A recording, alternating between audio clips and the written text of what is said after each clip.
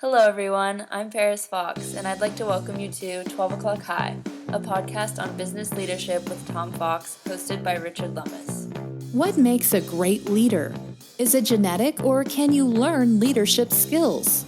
Join Tom Fox and Richard Lummis in this podcast, where they consider leadership from a wide variety of perspectives: academic, behavioral science, history, popular culture, the movies, and much more.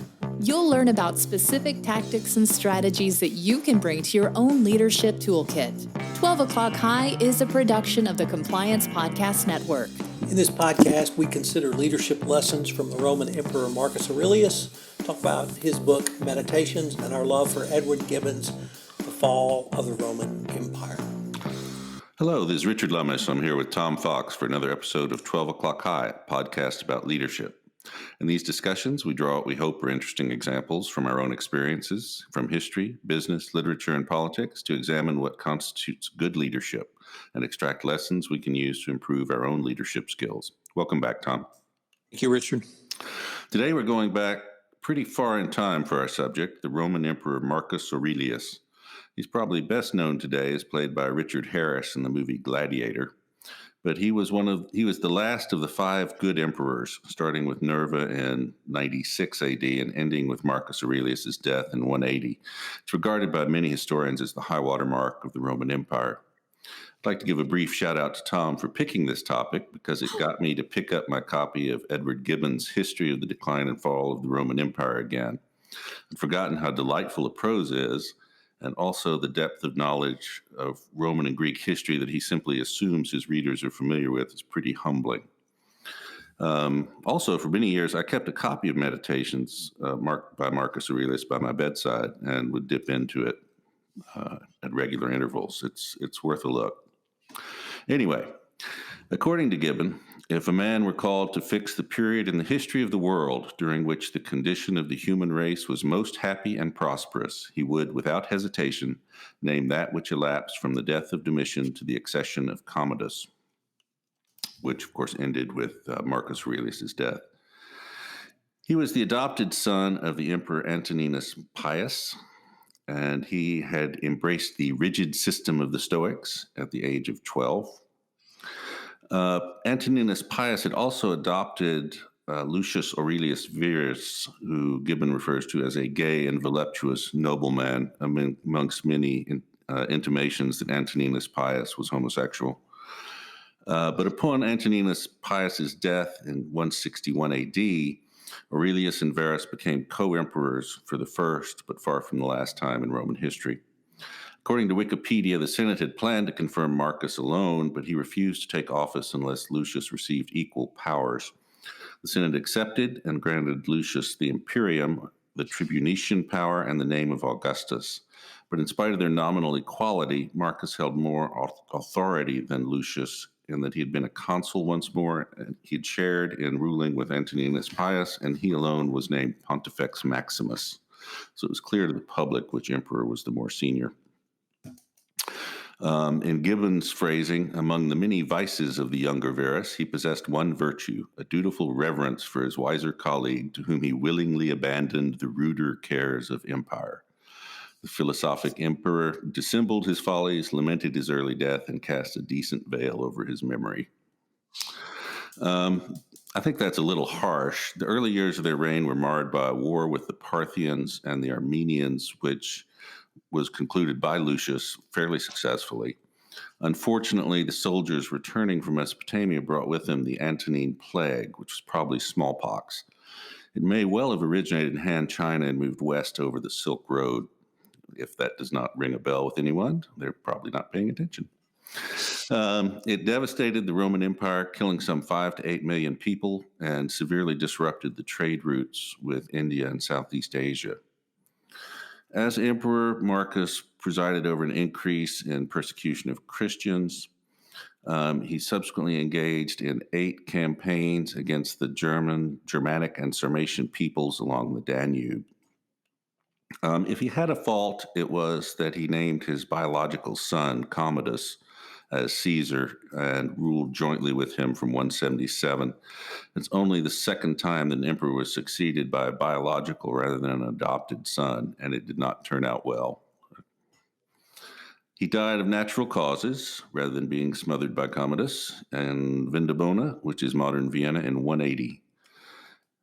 The historian Herodian has said that alone of the emperors he gave proof of his learning not by mere words or knowledge of philosophical doctrines, but by his blameless character and temperate way of life. He was severe to himself, indulgent to the imperfections of others, and just and beneficent to all mankind. So, quite a record there. Tom, would you like to lead off a discussion of his Stoicism and what that philosophy means to us today?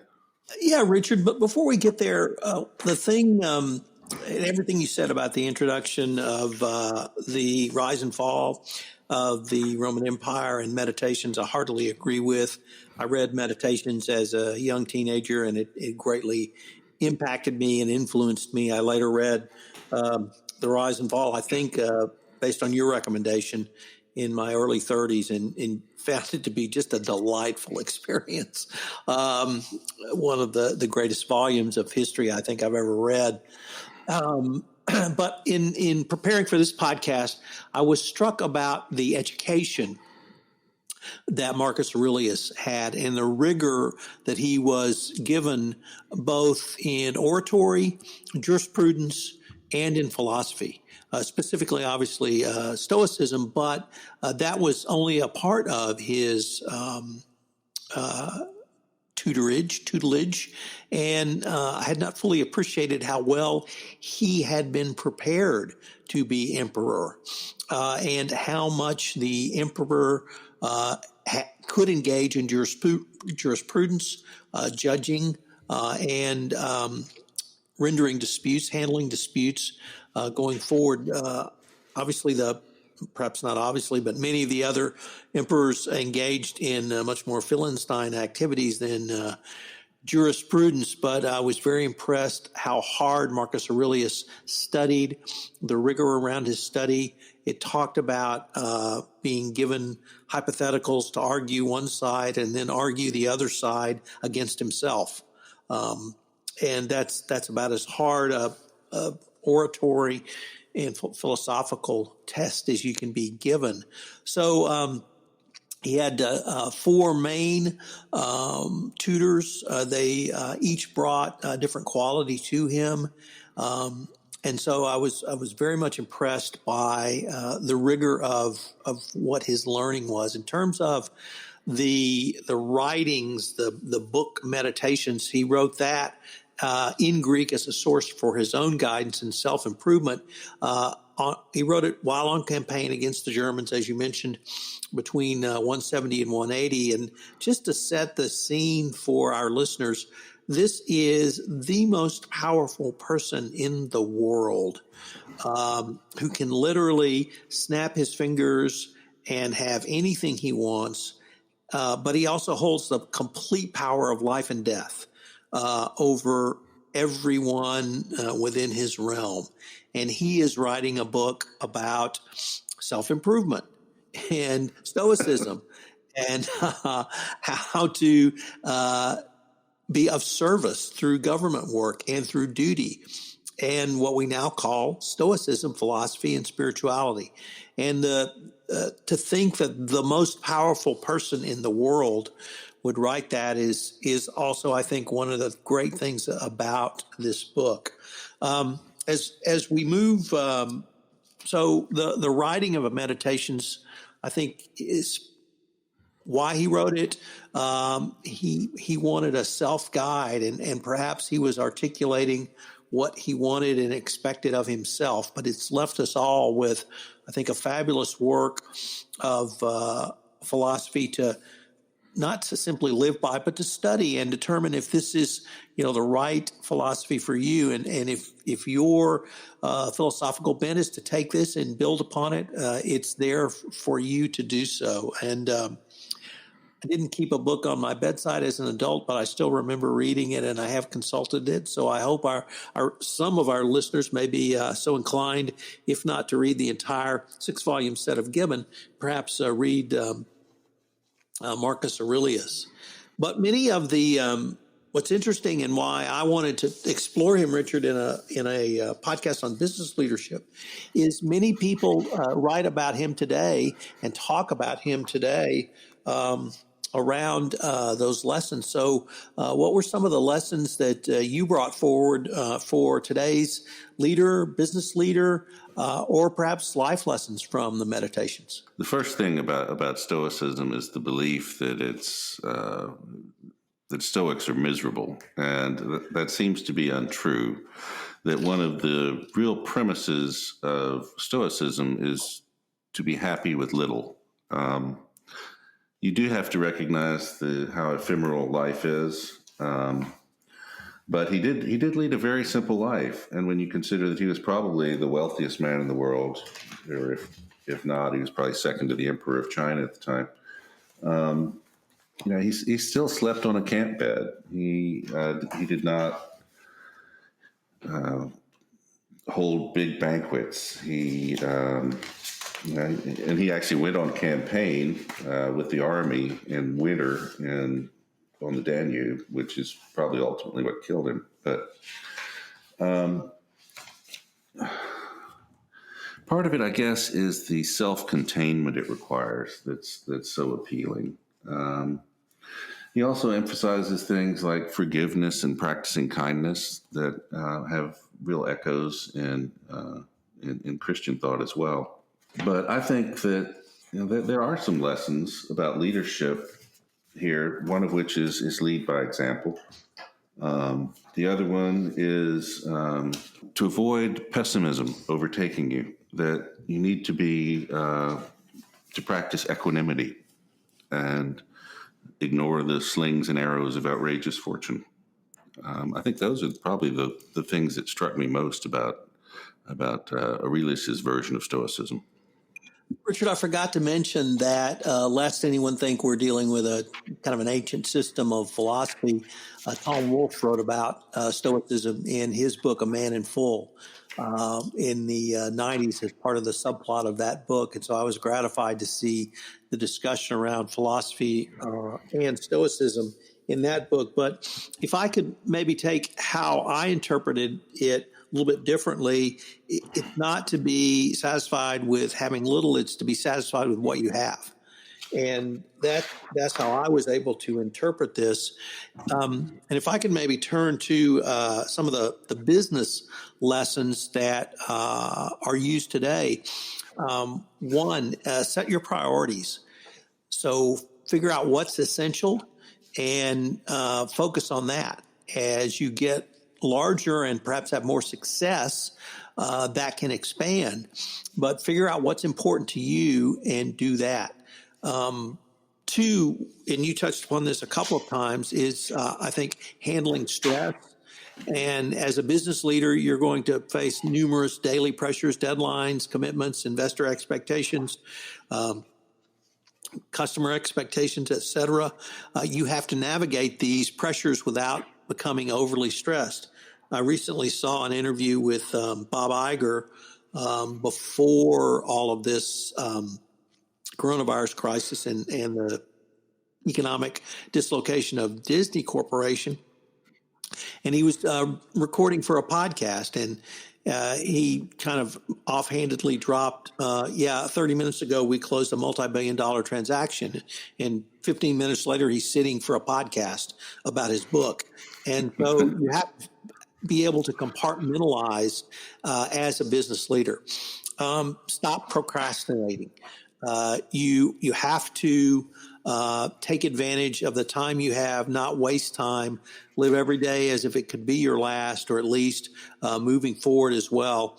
And then the final one, we may have touched upon this a little bit in this podcast, but we have not really developed certainly an entire episode to it.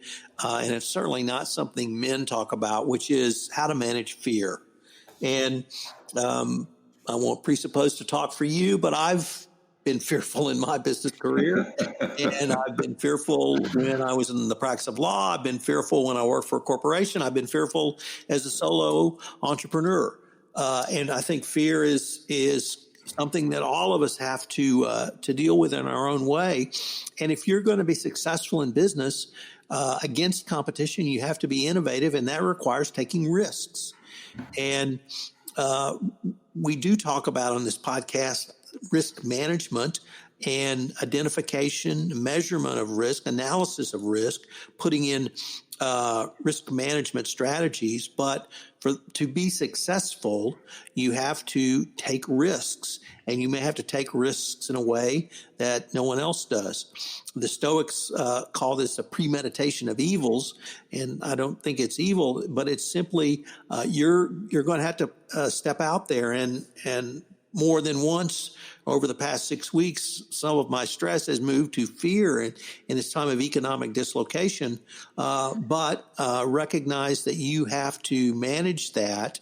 And even if the dreaded outcomes occurs, when I kind of slip into that thinking, I start thinking, okay, what are you going to do about it?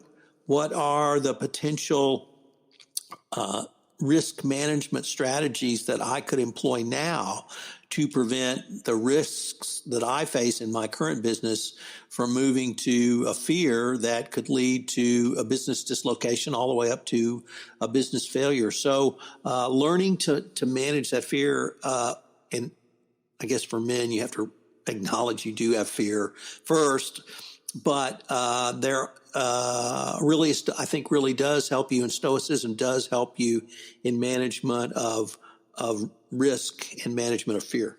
Well, I think that premeditation What are your of evils thoughts, Richard? is a really interesting concept. The idea of imagining what is the worst possible outcome, and in a business context, it's not death. As Roman emperor, it was. But that's, I guess, the other part of the Stoic mentality is that you're going to die somehow, and you could get hit by lightning or die of apoplexy tomorrow too. So don't worry about that. And most of the other things come down to others can only hurt you if you let them. You need to be totally self-contained in your opinion of yourself, and the only thing to be ashamed of is your own weaknesses and flaws. The other thing that I thought was interesting was the avoidance or the emphasis on empathy for other people. When you felt that someone had behaved poorly, it might mean that you simply did not have all the facts at hand. And I think that's a really important lesson for a business leader, and that frequently people are doing things for reasons that you hadn't really considered. Maybe it's selfish on their part. Maybe it's just an error. But unless you communicate about it, it's not going to be helpful. And then Marcus apparently suffered most of his life from a bad temper, which in a man with the power of life and death over everyone is kind of a serious flaw. But so he says the thing to do is to remember that life is short, and you shouldn't spend time and energy anguishing over things. And I guess to double back to the thing about evils, I found an interesting distinction between fear and anxiety. And fear is fear of something that actually is bad. Anxiety is worrying about things that might happen. And anxiety is counterproductive, whereas fear is probably hardwired in us. I guess that's what I have to say about that. There's a couple of points I'd like to add, or perhaps a different angles, Richard, that I thought came out of Meditations for me. One is do what's in front of you, do what's essential, figure out what you need to get done and do that. That, of course, ties into don't procrastinate. But a couple of others are related. Live in the present moment. That really ties to what you just talked about in terms of both fear and anxiety. But if you live in the present and deal with doing what's essential, it can help you work through both anxiety and fear. And then finally, he actually talks about habits, and the Stoics talk about habits. And they talk about writing down their maxims, and that once you do something long enough, it becomes a habit. People continually tell me you're so committed, you're so diligent about working out. Well, that's just a habit. And, I started it in junior high school and I've continued it. And if I don't do it, I don't feel like I've made my full day because of the way I feel. So things that may appear to be work can become habits and then part of your regular routine if you do them. And I thought those were also some good tips for leaders as well. Well, but you also need to remember that habits can be both good and bad. And you need to be careful. I wouldn't know anything about that. Nor I, but anyway, it's but it's something to be aware of. Repeating bad things is forming bad habits as well. So, Richard, we have, in kind of summary for me, we have a hugely important figure in history.